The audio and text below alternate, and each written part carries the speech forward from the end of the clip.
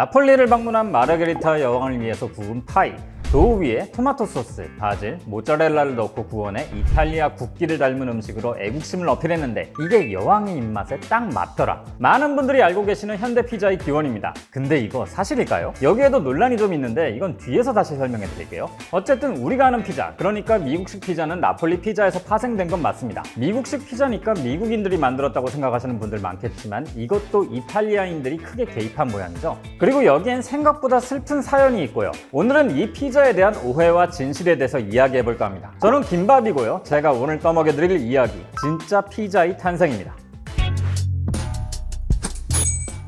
심플한 토핑에 담백하고 쫄깃한 맛의 나폴리 피자. 나폴리 사람들은 피자에 대한 자부심이 엄청 강합니다. 유네스코 인류 무형 문화유산에도 등재되어 있고 진정한 나폴리 피자 협회를 운영하면서 피자 이올로를 양성하고 있죠. 본격적으로 나폴리 이야기를 하기 전에 그보다 더 이전의 기록을 찾아봤습니다. 세상엔 다양한 빵들이 있습니다. 피자도 빵이죠. 잘 펼쳐진 도우 위에 토핑을 얹어서 구워 먹는 문화가 등장한 건 생각보다 오래된 일입니다. 무려 고대 페르시아의 기록부터 시작해서 고대 그리스에서도 비슷한 걸 찾아볼 수 있거든요. 둘 다 납작한 빵에 토핑을 얹어 먹는 방식이죠. 비슷하긴 하지만 우리가 아는 피자라고 할 수는 없습니다. 피자라는 명칭이 처음 등장한 건 997년입니다. 이탈리아 가이타 지역에서 처음으로 문서화됐죠. 하지만 이때 언급됐던 피자 역시 우리가 아는 피자는 아닙니다. 그로부터 시간이 꽤 흐른 1881년 후에 걸작이라고 평가받는 이탈리아 요리책이 한 권 출판되는데요. 여기엔 리브레티 알라 피자라는 음식이 등장합니다. 이게 진짜 우리가 아는 그 피자일까 싶었는데 이것도 아닙니다. 계란과 꼬냑을 넣어 만든 반죽을 접어 기름에 튀기는 거라고 나오거든요. 바로 여기서 이탈리아 나폴리의 마르게리타가 등장할 차례입니다. 풀네임은 피자 알라 마르게리타죠. 처음에 언급했지만 이 피자는 요리사 라파엘레 에스포지토가 1889년 나폴리를 방문한 여왕을 위해 만든 음식이라고 알려져 있습니다. 피자를 먹고 반한 마르게리타 여왕이 너무 맛있다고 편지를 보냈고 그래서 피자에 여왕의 이름을 붙여서 헌정했다더라. 멋있는 스토리죠? 이 이야기 덕분에 마르게리타 피자는 나폴리의 명물이 됩니다. 하지만 이건 반은 맞고 반은 틀립니다. 우선 최초의 피자 가게는 여왕이 나폴리를 방문했다고 알려진 때보다 100년이나 앞선 1780년에 이미 등장했습니다. 나폴리의 요리사 피에트로 콜리치오가 세운 가게였어요. 그리고 좀 더 시간이 흐른 1807년 나폴리엔 이미 54개의 피자 가게가 있었다는 기록이 남아있죠. 이때 피자는 저렴한 스트리트푸드 그 이상도 이하도 아니었고 지금도 마찬가지긴 합니다. 아무튼 이탈리아 최초의 피자 가게는 콜리치오라는 사람이 열긴 했지만 나중에는 이 가게를 다른 피자 장인이 인수했고 그의 딸과 사위인 에스포지토에게 가게를 물려주게 됩니다. 그리고 에스포지토가 여왕의 피자라는 스토리를 붙이면서 마르게리타는 입소문을 타게 됐죠. 뭐 잘못된 소문이긴 하지만 많은 사람들이 이 썰을 믿게 된 건 중독성 있는 마르게리타의 맛 덕분이겠죠. 참고로 이 가게는 아직도 피제리아 브란디라는 이름으로 남아있습니다. 이곳에 가면 여왕이 보낸 편지가 걸려있는데요. BBC는 이게 가짜라는 보도를 하기도 했었습니다. 맛있는 음식에 붙은 재밌는 스토리. 마르게리타 피자는 나폴리에서 명물이 되었는데요. 당시까지는 이게 딱 나폴리 지역 한정이었습니다. 이탈리아보다는 뜬금없이 미국에 먼저 퍼지게 됐죠. 이 얘기를 해드릴게요.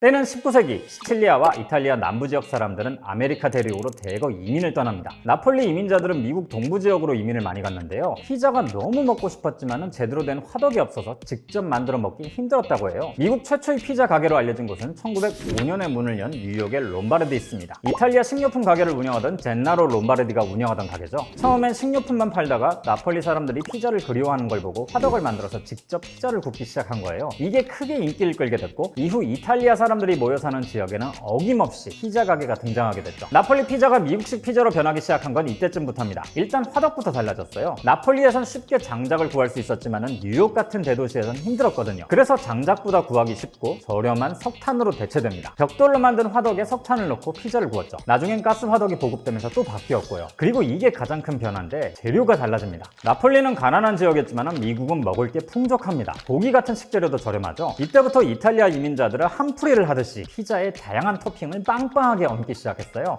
이런 나폴리식 피자의 미국적 변화를 잘 보여주는 곳이 한 군데 있습니다. 미국 코네티컷주에 있는 페페스란 피자집이죠. 1925년 나폴리 출신 이민자가 오픈한 곳인데요. 모짜렐라 치즈를 아예 빼버리고 화이트 클램이란 조개를 얹은 피자를 만들기도 했거든요. 나폴리 피자와는 완전히 멀어진 피자죠. 아무튼 이 맥락에서 읽을 수 있는 거는 두 가지입니다. 첫 번째, 나폴리 피자에 들어가는 재료가 심플한 건 가난했던 나폴리 지역에서 만들어진 음식이기 때문이다. 두 번째, 이탈리아인들은 피자를 좋아한다, 이런 이미지는 미국에서 만들어졌다는 겁니다. 이 미국식 피자도 지역에 따라 다른 형태로 변했습니다. 뉴욕식 피자는 나폴리 피자의 직접적인 영향을 받아서 토마토 소스와 모짜렐라를 베이스로 하고 얇은 도우가 특징이죠. 우리에게 가장 익숙한 형태의 피자기도 합니다. 도우가 부드럽고 얇아서 접어먹은 게 일반적인 방식이죠. 이 때문에 빌드 블라지오 전 뉴욕 시장이 피자를 칼과 포크로 먹었다가 탄핵 요구를 받는 일도 있었고요. 그리고 우리가 시카고 피자라 부르는 딥디쉬 피자는 1943년에 탄생합니다. 시카고의 피제리아 우노란 곳이죠. 다른 피자들과 다르게 높은 무쇠팬에 토마토 소스와 치즈를 두텁게 쌓아 올리고 재료를 풍성하게 올려서 굽습니다. 모양은 다르지만은 이 미국식 피자들의 공통점은 토핑을 아낌없이 넣는다는 겁니다. 피자 크기도 커지고 고기가 들어가다 보니 묵직한 맛을 내죠.